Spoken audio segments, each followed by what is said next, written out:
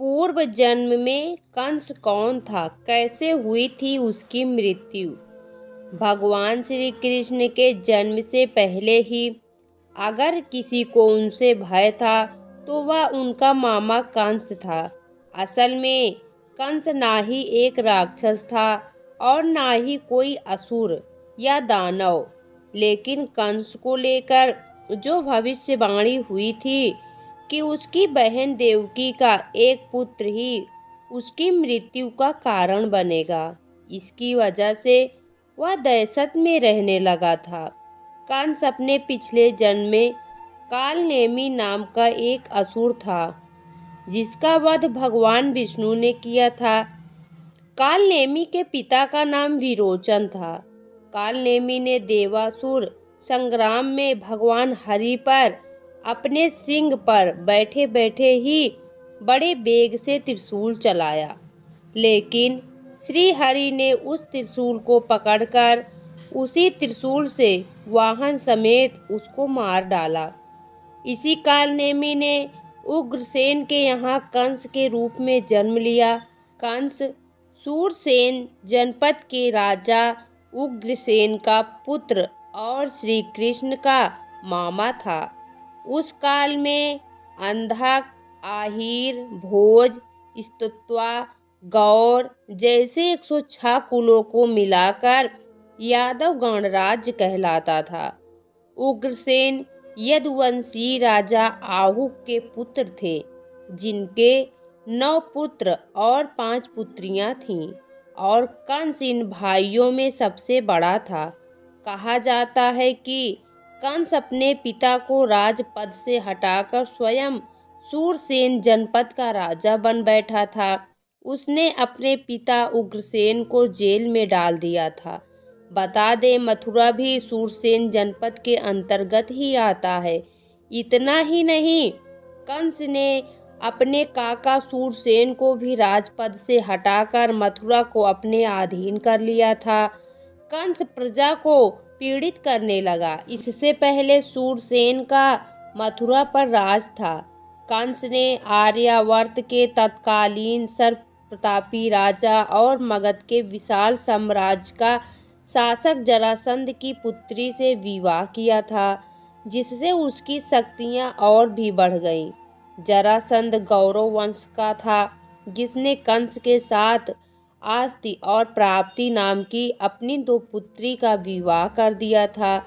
कंस ने अपने आसपास के राजाओं से भी अच्छे संबंध बना रखे थे। कंस ने उत्तर पश्चिम में कुरुराज दुर्योधन को अपना सहायक बनाया हुआ था। वहीं जरासंध ने चेदी के यादव वंशी राजा शिशुपाल को गहरा मित्र बना लिया था। शिशुपाल भगवान श्री कृष्ण की बुआ का बेटा था, जिसकी आस्था कंस के प्रति भी थी। इसके अलावा उत्तर की ओर असम के राजा भगदंत से भी जरासंध के कारण कंस ने मित्रता जोड़ी हुई थी।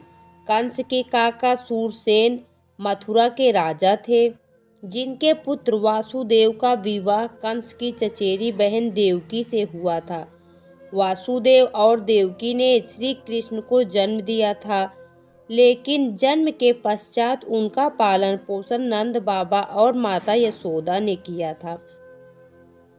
नंद बाबा यादव राजा पार्जन्य के 9 पुत्रों में से तीसरे पुत्र थे। वहीं सूरसेन और पार्जन्य सगे भाई थे, जिनके पिताजी का नाम था महाराज देवमीढ़। कंस अपनी चचेरी बहन देवकी से बहुत प्रेम करता था, लेकिन एक दिन उसे आकाशवाणी सुनाई पड़ी कि जिसे तू बहुत स्नेह करता है, उसी देवकी का 8वां बालक तेरी मृत्यु का कारण बनेगा। ये सुनकर कंस भयभीत हो गया और उसी समय अपनी बहन देवकी को मारने के लिए तलवार निकाल ली। हालांकि तब वासुदेव ने जैसे तैसे उसे समझाकर शांत किया। जब वासुदेव कंस के पास अपना पहला पुत्र लेकर पहुंचे तो कंस ने कहा, मुझे 8वां पुत्र चाहिए। लेकिन नारद ने कंस को बताया कि देवकी के उदर से तुम्हें मारने के लिए स्वयं भगवान विष्णु जन्म लेंगे। ये सुनकर कंस और भी भयभीत हो गया और उसने एक एक करके देवकी के 6 पुत्रों को जन्म लेते ही मार डाला।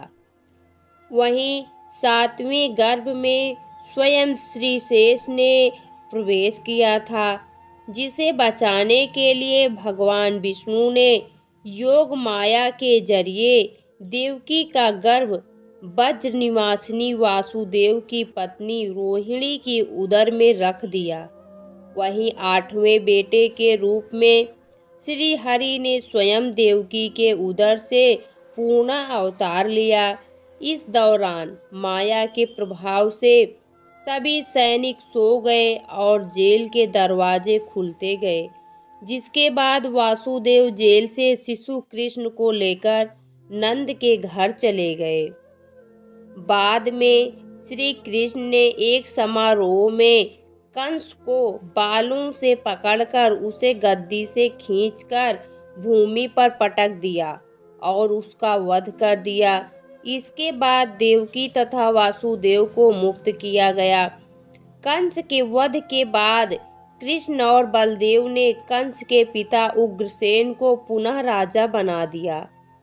आपको जानकर हैरानी होगी कि भारत में ऐसे भी कई गांव हैं जहां पर कंस की पूजा होती है। लखनऊ से हरदोई जाते वक्त कंस की एक प्रतिमा मिलती है, जिसके आसपास के स्थानों में कंस की पूजा की जाती है।